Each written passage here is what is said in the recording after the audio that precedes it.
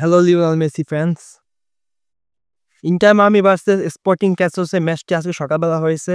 বরাবরের মতো inter Miami ভালো খেলছে। বরাবরের মতো না মানে স্পোর্টিং ক্যাসলসের সাথে যেগুলো ম্যাচগুলো খেলছে এর তুলনায় বর্তমানে আজকে ম্যাচটা অনেক ভালো খেলছে।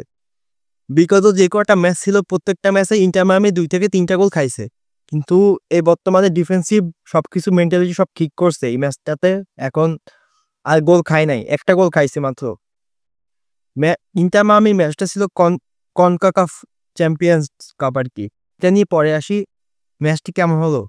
ম্যাচটি এই ইন্টার মায়ামি প্লেয়ার যেই কয়বার অ্যাটাক করছে অনেক কম অ্যাটাক করছে, কিন্তু যেই কয়বার অ্যাটাক করছে প্রত্যেকটা অ্যাটাকে গোল আসছে। 5 থেকে 6টা অ্যাটাক করছে, 3টা অ্যাটাকে গোল আসছে। গোল নিয়ে আসি। ইন্টার মায়ামি যে কয়টি গোল করছে 2টি গোল করছে, 3টি গোল করছে। একটা হলো মেসি গোল ভলি দিয়ে, one of the best goal Inter মায়ামির বর্তমানে যেই গোলটিগুলো করছে সেগুলোর মধ্যে একটা থাকবে। আর লিওনেল মেসি যেই কটা গোল করে সবগুলোই ওয়ান অফ দ্য বেস্ট গোল। চোখ ধাঁধানোর মতো গোল, চোখের শান্তি মনের শান্তি। ইন্টার মায়ামি সবচেয়ে উইক পয়েন্ট হলো ডিফেন্স। এই ডিফেন্স যদি ঠিক করতে পারে তো ইন্টার মায়ামি প্রত্যেকটা MLS কাপ বলেন যেই কটা কাপ বলেন প্রত্যেকটা কাপ জিতে যাবে।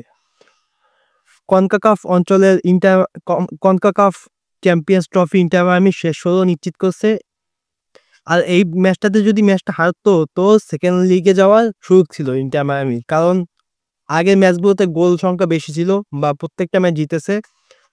দুইটা রাউন্ড নিয়ে এই টুর্নামেন্টটি হয়।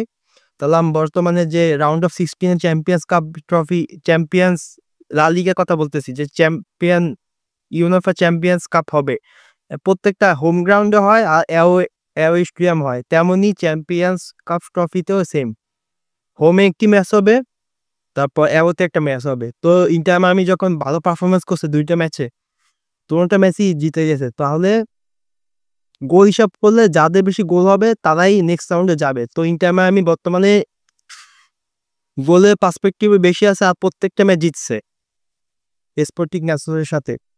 তো এই জন্য চিন্তা করলে ইন্টার মায়ামি বর্তমানে একটা ভালো পজিশনে আছে। বরাবরের মতো ডিফেন্সরা খারাপ খেলেনি, এরা ভালো খেলছে। তারপর লুইস সুয়ারেজ একটা চোখ ধাঁধানো গোল করছে।